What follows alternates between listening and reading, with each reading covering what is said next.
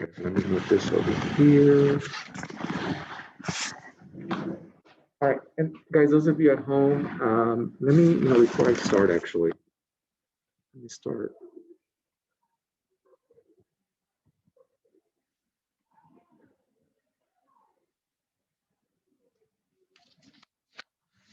Okay.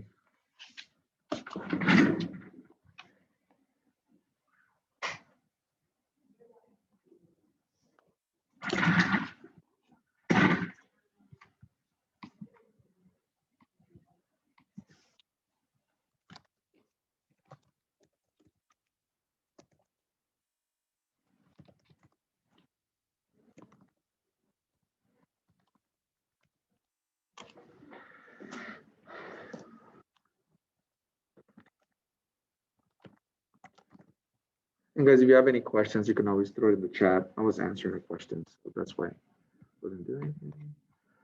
But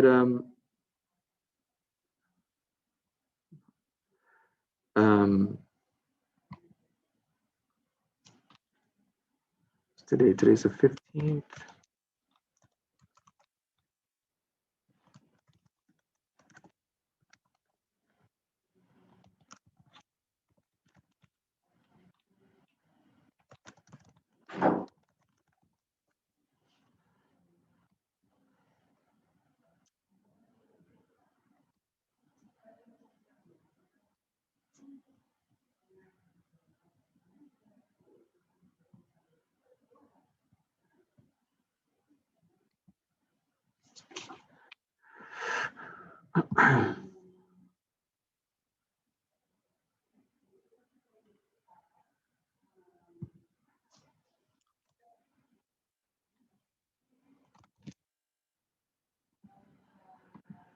Okay.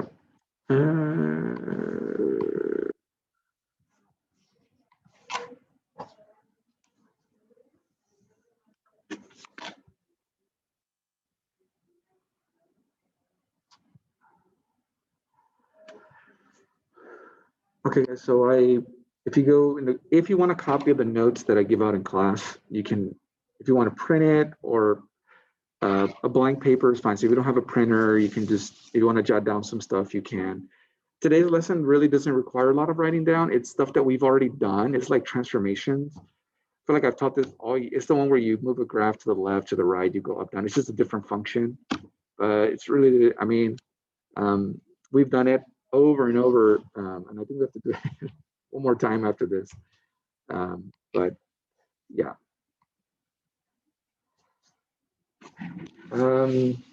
So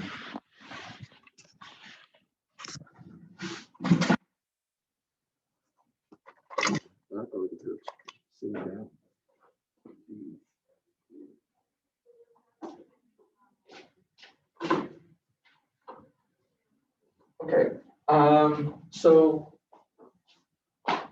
you guys at home, if you can't see the agenda, let me know, but you should be able to see the agenda. Good morning, teachers and students. Welcome back. This is your attendance reminder. Please take your attendance if you haven't done so. Shortly. Thank you very much and have a great Monday.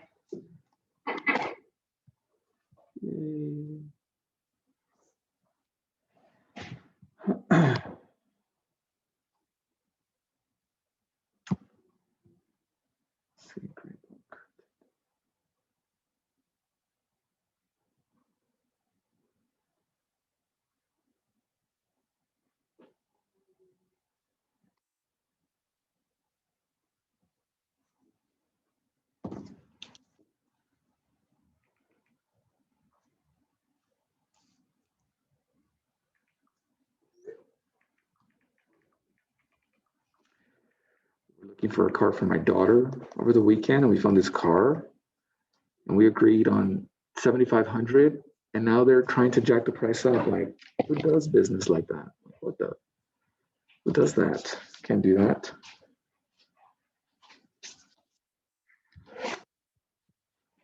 Do any of you guys drive? You drive? Uh-huh. See, that's what I want, but we went looking for cars. Did you get it at a dealership or was it at a private?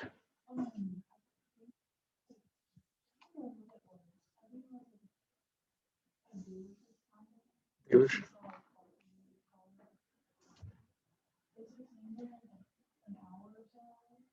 What car do you have? Oh, that's what my daughter wants. Ooh, that's nice. How many miles, if you don't mind me asking? And it's still, how long have you had it?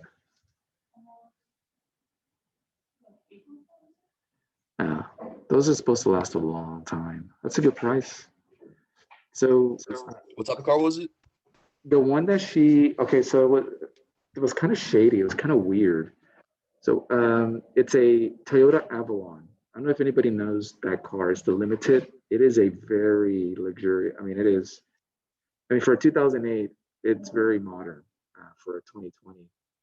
Has nav. It does look a little pixelated, the nav, but it's a 2008 Toyota Avalon, leather, 71,000 miles. The guy who owns it, I mean, it kind of looks like what a, you know, I mean, like a cartel or somebody would be, right. Has the really dark tinted windows.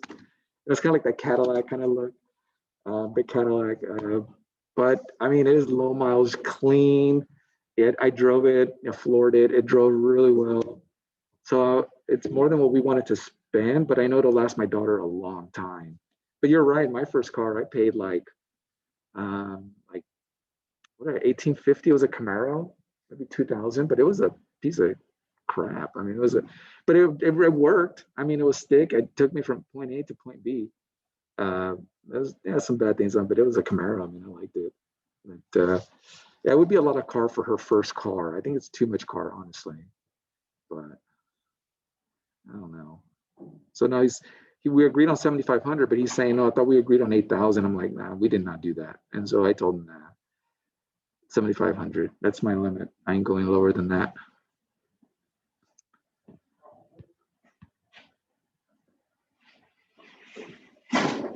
Let me see here. Let me just get this in real quick.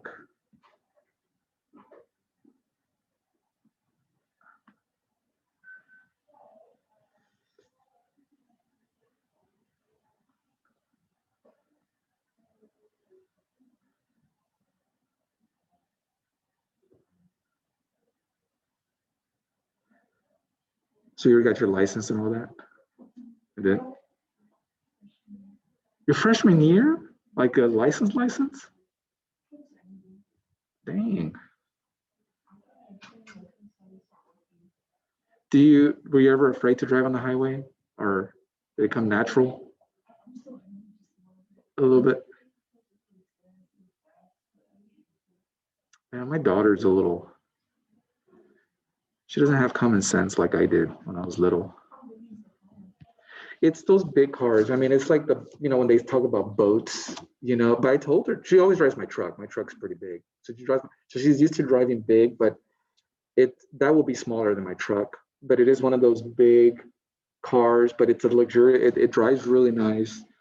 I think she'll be okay, but your car, probably nice, easy to park, easy to turn.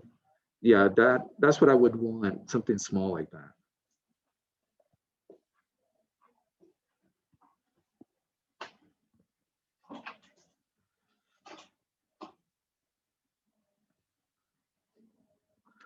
Okay. All right. I just recorded all that stuff. All right. So this is, again, today is just has to do with graphing. It's not really anything too overly complicated. We're gonna do like an intro. I did this as a warm-up at the start of the year. You guys may not remember, but I had asked you guys one time, would you take $1 million today or wait 30 days and I give you a penny that doubles every day for 30 days? Which one would you do? And I remember some of you said, Mr. Lopez, just give me the $1 million. I'll take the million and walk away. So sure you don't want to wait 30 days, I'll give you a penny, I'll do it every day. So, and so we talked about it, and penny, the second day is 2 cents. So you have to wait, right? You wait, 15 days, doubling a penny, you only have $163.84. If I show you this and I ask you, All right, I've shown you the first 15 days. Would you still take the penny or would you take your $1,000,000? And a lot of people will say, yes, I'll just give it $1,000,000. I'll walk away. Just give it to me today, whatever, blah, blah, blah. But the thing about doubling it every day is that it increases extremely fast. It starts off slow, but it balloons like crazy. You'll notice that at day 30, you're at $5.4 million. So if you were to wait 30 days, doubling a penny for 30 days, it's a lot of pennies you have to carry, but it's a lot of money. So the reason I'm showing you this is because this is an exponential, kind of like, if you leave bread outside, you don't leave it outside for a long time, the bacteria doesn't start right away, but once the bacteria or the mold starts to grow in it, man, then it really, once it's there, then it goes fast. That bread will turn green faster than you get this money in 30 days. So that's what, this is the kind of function that we're going to look at. We're going to look at what's an exponential. That's what an exponential is. An exponential is something that starts off slow, but then just explodes. It's kind of like investing. Sometimes when you invest, you don't see your money right away. But in the long term, it really balloons. Like if you're able to invest some money early at your age, if you start a 401k at a very young age, you leave it alone until you retire, I mean, that thing will explode towards the end. At the beginning, like my teacher retirement, it's pretty slow right now. It's in the mid, a certain amount, but towards the next 5-10 years, it's really going to explode, kind of like this. So that's kind of what it does. So we're going to look at an exponential function where it grows. It can also decay, actually do that, but that's kind of what we're looking. So when we look at the equations today, that's kind of how you're thinking about it. That's how it kind of works. So if you kind of look on the screen, there is a paper copy at home if you want to see it. If you look at this graph, I'll circle it so you know what I'm talking about. Or if you look at the bottom right graph, so like if you look at this graph right here, that's kind of like the penny problem. It's increasing, it's going up, right? And it just explodes. Once it gets going towards the end, once it explodes, it's just gonna. Can you imagine that penny for after 60 days? It'd be astronomical. The amount, it would be massive. It would be huge. So the penny function kind of looks like this. It's an exponential. So if I was to give you the scenario of a penny, it's basically this equation right here. So it would be y. You start off with a penny and you double it for however many days. That's the equation for the penny right there. When you have an exponential, the point A is what's called your initial amount. So kind of like with the penny is what you start off with. You start off with a penny, and then it just kind of blows up, right? If you're doubling it, your multiplier is 2 because you're doubling it. So the B is your multiplier. So again, for the penny, the initial amount is 1 cent, and you're multiplying it by 2. You're doubling it. That's how an exponential function works. That's how it goes. The function will grow if your multiplier is greater than 1. So if you're multiplying it by 2, you're multiplying it by 3, you're multiplying it by 4, it's going to explode. Can you imagine if it was like 5 or 6? It would just explode. The same with investing. The bigger the percentage, the more money you're going to get back. So when you look at this example, let me make it a little bit bigger. It's kind of small. When you look over here to the left, and if you're looking at, if you see this on your phone, it's probably tiny. The initial amount is the 300. Okay, that's what it's like if you were investing money. I'm investing $300. That's how you can think of it. I start off with $300. The growth factor is your multiplier. The growth factor is 5. Or I multiply the y values by 5 to find the next y value. That means that was 5 is going to blow it up. I mean, it's going to explode it. They will increase fast. So look at example 2. If you're at home, you can just do it on a piece of paper, do it mentally. See if you can figure out what is the initial amount, what is the multiplier. So identify those 2 things. Okay, so what is the initial amount? What is just fill in the blanks? You can do it mentally or write it down. pretty easy, right? This right here, the 0.5 would be your initial amount. Oh, by the way, one thing I forgot, the A is also your y-intercept when you graph it. So the A is going to be your y-intercept. Whatever you start off with, that's going to be your initial amount. So for this example right here, the 0.5 is your initial amount. Your multiplier is 20. That means that you multiply by 20 every single time. It increases. So how does it look like on a graph? So we're not going to do domain arrays. We're not going to do none of this stuff. We're just keeping it simple today. We're just going to do graphs. It's all just graph stuff. So right here, if I look at this table, you look at your initial amount. So your initial amount is 0.3. So I'm going to put 0.3. The 3 is what you start off. It's like starting off with 3 pennies or 3 rats or whatever. I mean, $3, whatever. At 1, it's at 6. What's the multiplier? What did they multiply from here to here? By 2. They multiply by 2, right? So the multiplier for this problem is 2. You're just going to multiply everything by 2. So the 6 becomes 12, the 12 becomes 24, the 24 becomes 48, and so on and so on. You just multiply everything by 2. So if I was to write, to me what's important here is what's the equation? So your initial amount, A, is 3. This is your initial amount.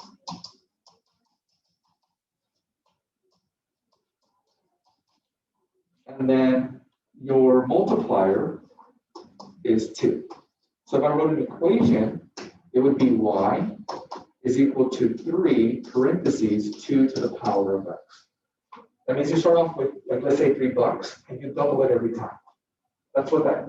So the purpose of this right here is I just want you to understand how an exponential works before we get into the graphing. So that's kind of how that works.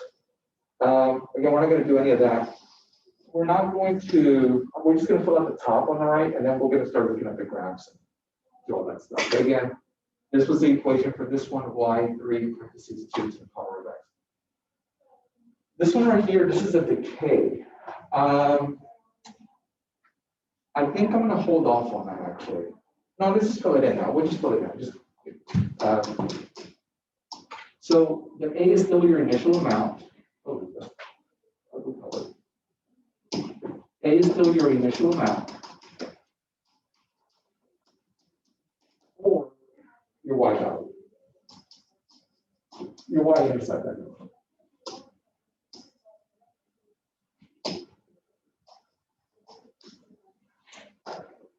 The B is still your multiplier or growth factor. So what's the best way to describe the decay? Okay, so we were just talking about cars. You know how when you buy cars, they say one of the worst investments you can ever make, unless you're a collector and you buy vintage cars, but cars are one of the worst investments you ever make. It's only going to decrease in value, right? You know, that Avalon that we were looking at, or even that CRV that we were talking about, that car one was driven off the lot was worth a lot more. It just depreciated. So the car is dying, right? More miles, it dies over time. So and so on. So decay is an example. The older the car, it's going to decay. Of course, there's some examples that don't fit the model, like a vintage car. I was watching Jay Leno over the weekend. I love watching the show. He's always collects cars. I mean, I wish I could do that. I mean, it's an expensive hobby. But I mean, cars are expensive in this case. But again, cars are going to decrease over time. A house is one of the best investments you can make. That increases over time, right? A house. Well, my mom bought a house. I think it was 40,000. You know, it's not a big house, something like that, but she owns it now, and but now it's probably worth 80 to 90 to maybe a little bit over 100,000. So it doubled. So most houses, in fact, now houses are expensive. Anyway, so the case when something is decreasing, it kind of like your phone battery, it dies out over time. It's decreasing. This is what a graph looks like. It kind of just decays over time. Kind of does that. We're not going to spend too much time on these today. But anyway, for it to decay, your multiplier has to be between 0 and 1. So on the left, your multiplier, like doubling is 2, 3, 4. But if it's decaying, that means that your multiplier has to be like a fraction, like 1/2, 1/4, 1/5, things like that. So if you look right here, look at your multiplier, it's 1/9. It's going to make it decrease. So your initial amount is 27. The decay factor is 1/9, which means you multiply everything by 1/9. So it starts to decrease really fast. So the way you can tell if it's a growth or decay, always look at the second number right here, your base. That's going to tell you if it grows or it decays. This is a decay. So I know that my initial amount is 90 and my multiplier is 1/3. Okay. We're not going to do the table on that one. I just wanted to get you a feel for what a decay looks like. We're going to finish with the graphs, and then we're going to go with that.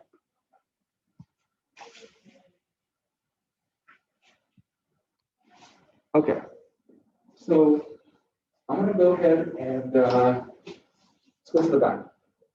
Even though I went over all that stuff, okay, your homework is just going to be over transformations. But I thought it was important that you understood how an exponential function works. Your homework is just, so what we're going to, I know it's hard to see, and I know I may have trouble seeing it. So what we're going to do is we're just going to describe what's happening, okay? And then we'll go from there. I'm going to need a copy of this. I should have made this bigger. Okay, so on the first one, I guess this right here, this number, that just makes the graph move up or down. Guys, we've been doing transformations since day one. You can also graph these. You know, like this section, I don't care if you use Desmos calculator and graph these, but I am going to show you how to do it without a graphing calculator. So this one here, all I'm going to do is describe what happens. This one's just going to go up one. That's it. It just goes up one. That's what your homework is like. It's like the many thousands of homework you'll already have. As a matter of fact, it's already available. I'm going to show you, I'll do a couple on Delta Math here just when I finish. This one right here, again, this one right here, this number just tells you, you know, what it's doing. So this one's going to go up 2. That's it. You're just going to take this graph, move it up 2. This one goes up 2. Now, they're not going to be this easy. Some of them will be a little bit more complicated. Like this one here has more stuff going on. By the way, the 2 is constant. The program just does a 2. This one has 2 things, okay? It has this 2 here. That's going to be where, that's your y-intercept. So this is going to reflect over the y-axis. If the x is negative,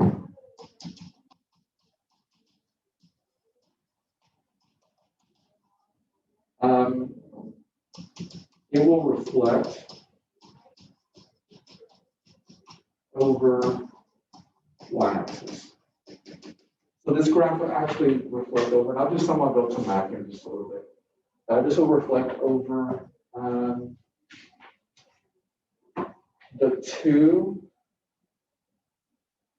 I gotta play with it myself. The 2 is going, that's the y-intercept, but I'm not sure how that would work on Delta Math. We'll play with it until we get it right.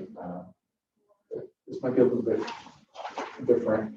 And again, if on this one, I mean, I don't know how you guys do this on your thing. I mean, use the Desmos calculator if you don't, if you get stuck. That's not cheating. It's just helping you look at the graph. So always use your Desmos calculator for this type of stuff.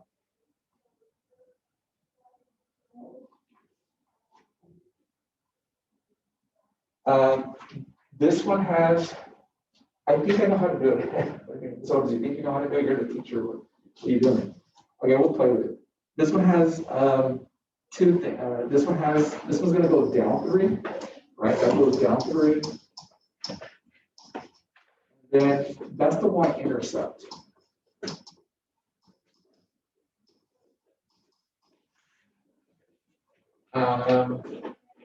We'll play with it here. I'll do some just to see, and we'll go from there. But that's pretty much it. Your homework is like this stuff right here, where it's going to the left to the right. You have to graph it. So I'll model some on here, and then you can start working on it now if you like. So those of you that came in late, so your homework is the only thing that's going to be different this 9 weeks. It is due on Wednesday for 100%. And then your test is scheduled for March 31st, which is still like over 2 weeks away. March 31st is the last day to do this homework. It will not be available for 50% like it was in 1 week. It's going to disappear after that. So please be mindful of that. Those of you who came in late. Those of you that like to procrastinate, homework will not be available after the test.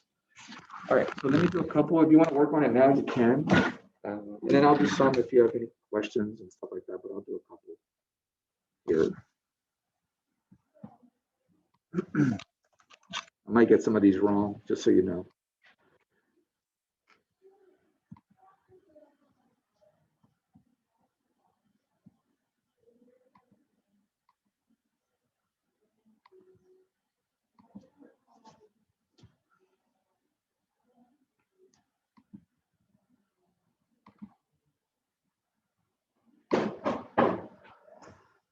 All right, let's see. No, that's the wrong one.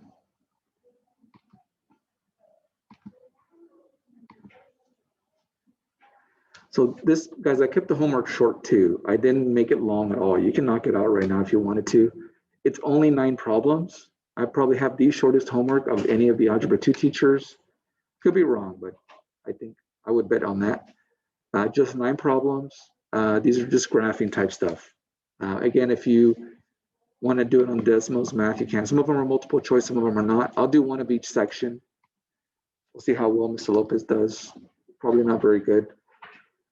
Okay, so let's see how well I do. So this one right here, you see this negative right here on the 2? That's going to make it reflect over the x-axis. Okay, so when you want to reflect, you take the first point and you're just going to reflect it like down here. So I'm going to take this 2 and I'm going to reflect it down like right there. And then the +4 is going to make the graph go up 4. So you're just going to shift it up 4 units. So I'm going to take this green button and I'm just going to move it up 4. So I'm going to take, the green is always your up or down. The green is your up and down. So I'm going to go up 4. I'm going to go 1, 2, 3, 4. And then let's see if I get it right. I may get it wrong here. I don't know. Let's see. How do you do this? You see solution? No. I'll submit answer. Oh, I got it right. Shocker. So you see how that kind of worked? I don't know if I'll do another one. And if you're doing one, you're in person, raise your hand. I'll come over to you. Or if you're at home, you can share screen. Okay, so this one is going to reflect over the, because the x is negative, not the 2. It's going to reflect over the y-axis.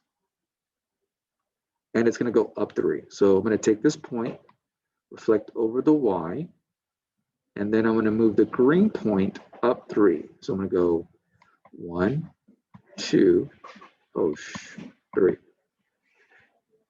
And then, let me see.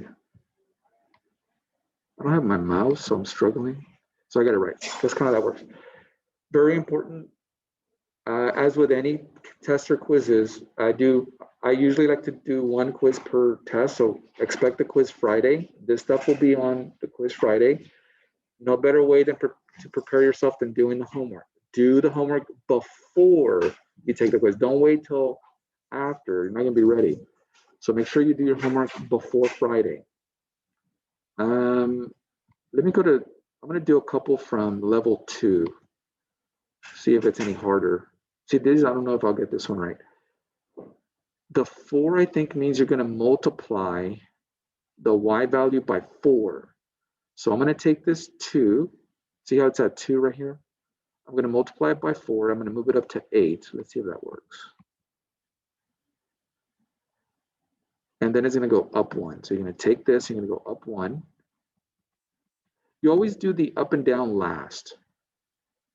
All right, cross your fingers. I don't know if it's right. I feel like it's wrong. Oh no, it's right. Wow. Okay. This is the same problem, except it goes down. So you would multiply, pick any blue point, I pick this point here, multiply by 4. By the way, that 2 is always going to be there. That 2 is just standard. So you take this point, multiply it by 4. So it's at 2. So 4 times 2 gives you 8. And then I'm going to go down 1 because of the -1. And that's it. And then submit. So guys, you can knock this out today and not have to worry about it. Feel good. I did my homework today. I'm moving on with my life. Let me do another one just in case. It's the same. This one you're going to multiply it by 3 and then go down 3, right? So you're going to take the first point to 2. It's always at 2, huh? And then multiply it by 3, which becomes 6. And then go down 3.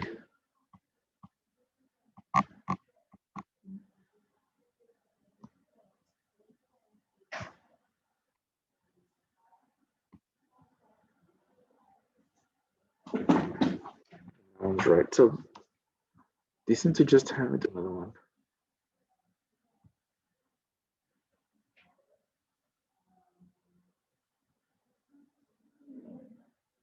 Oh.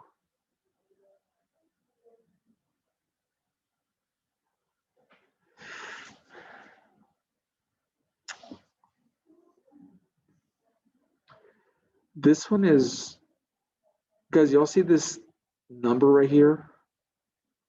You see this 1/3? Okay, if you have anyone like, get this one wrong, I'm gonna have to make sure they're not on your quiz. This one, are the x negative?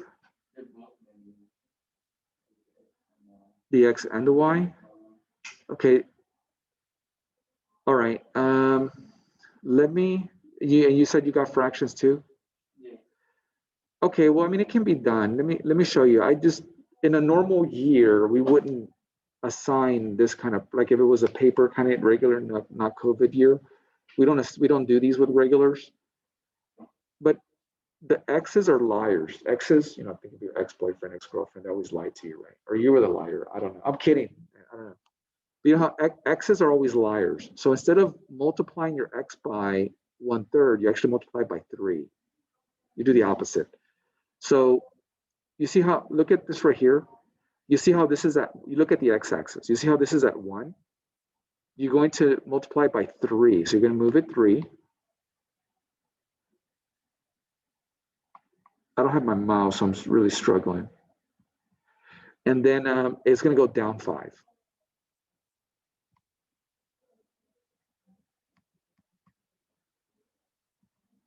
Let me see if I get it right. Let me do one. Mr. Romero was saying that. Yeah, I got it right. Let me do one that looks like what you talked about. You said negative on both, right? Can I get, I can just put whatever, right? And then get it wrong. Okay, let me just get this wrong. I'm trying to see if we get another one.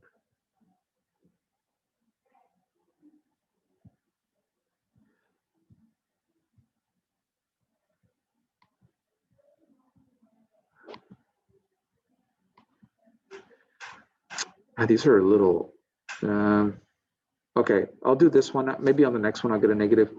So on this one, you multiply the x by 4 and then go up 2. You multiply the x. Remember, x's are liars. So you take the blue one here. See how it's at 1? You multiply it by 4. You're going to slide it over 4. Oh, I missed. And then you're going to go up 2. And that should work. Let me see if.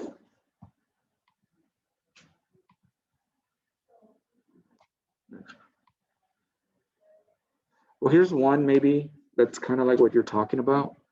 See how if you have a negative up here, you're going to reflect over the y-axis. Remember, the x's are liars, so you don't reflect over the x, you reflect over the y. So you want to reflect first. So you're going to take this point, you're going to reflect it over. I didn't reflect it right. And it's not staying right.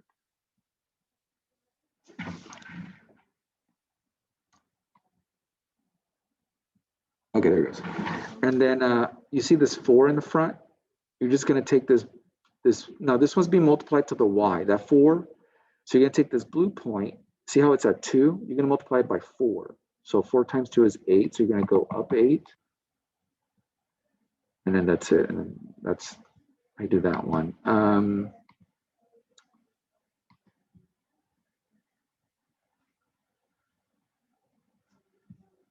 wait, I got it wrong? Oh, I did it right, but I kind of like, because I don't have a mouse. There we go.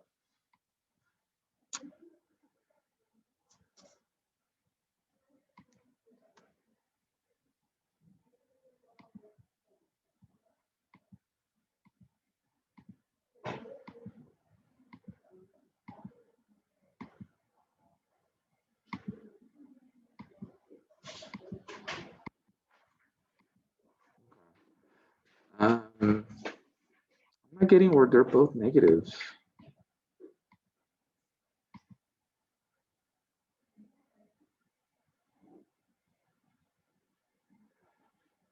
If you get one, Roman, let me know and I can go over there and help you. If you get one that looks nothing like what I did in class, I mean, just I will go to Desmos calculator, graph it, and then just copy it from there.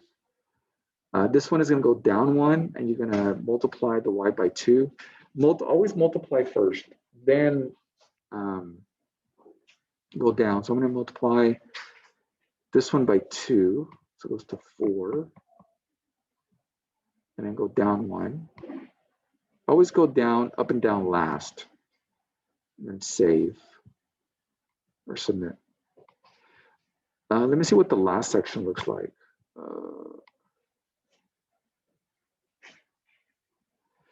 This is multiple choice. So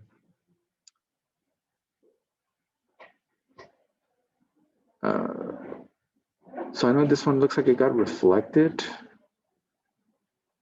over the x, so that means the y is negative. And then looks like it goes to the, so it would be this one. Oh, that's what I put. Oh, I meant to choose the +4 inside it because they line.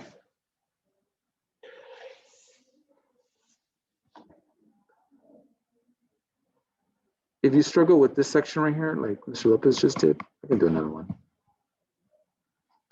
I did meant to put that one for real. So this one reflects over the x, which means the y is negative. And then it goes to the right, which is -3. So it should be this one.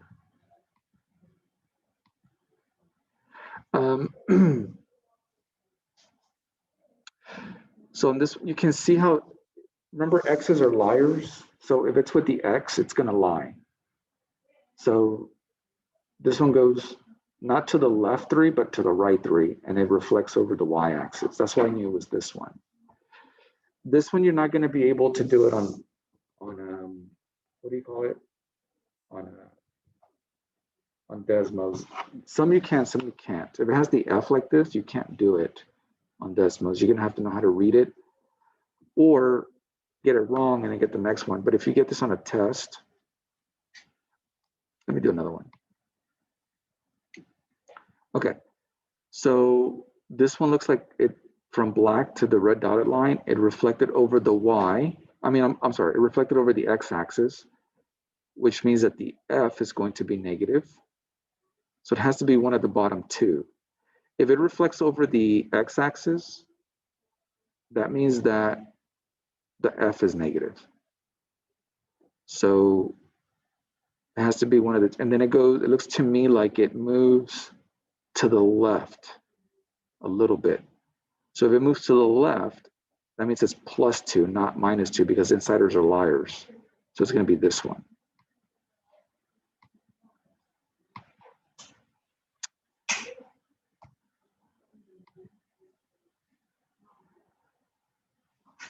This one you could graph on Desmos if you wanted to, and then just find the right answer. This one reflects over the x, which means the 2 is negative. So it has to be one of these two, and it moves to the right, so it's -5. So it has to be this one. Yeah. Pay attention on this one, maybe watch, if you get it wrong, watch the video and watch how it does that. It'll help reinforce. Also, the videos might be good too on here. Let me see. You guys know you can watch videos on here?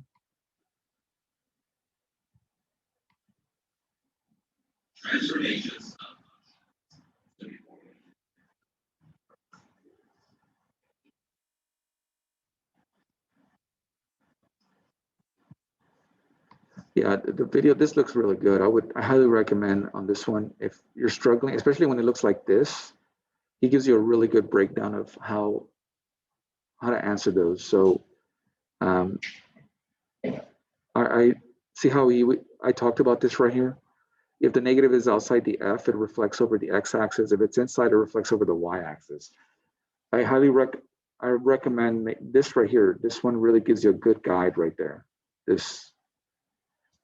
I'll probably copy this right here and share it with my other class. I like this. This right here gives you a good like breakdown when you're graphing.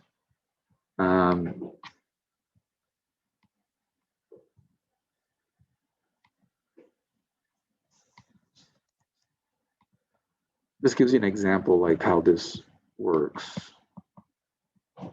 Right there. If it's here, it goes up or down. If it's inside the parentheses, it's a liar. So it's not going to go 6 to the, it's going to go 6 to the left, 6 to the right. If the negative is in front of the F, then it's reflect over the X. Let's see.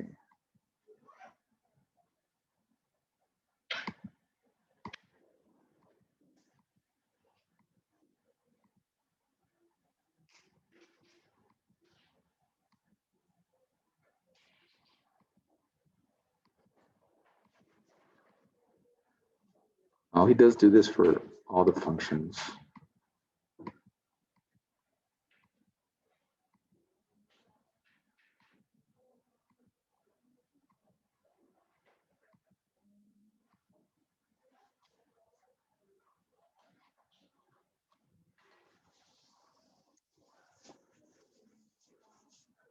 All right, well, if you guys need help with any of these, if you're at home and you're doing it and you're like, Ms. Lopez, can you help me? You can share your screen. If you're in person and you're doing one and you want me to walk over, I can help you with it. I do have tutoring today after school. So if you need, you want to finish, maybe you want to do your homework with me, you can come do it with me. We can do it together, finish it if you have any questions. And then again, this homework is due on a Wednesday. Make sure you work on it. Do for 100%. If you have any, I'll stay on if you have any questions, just personally or anything.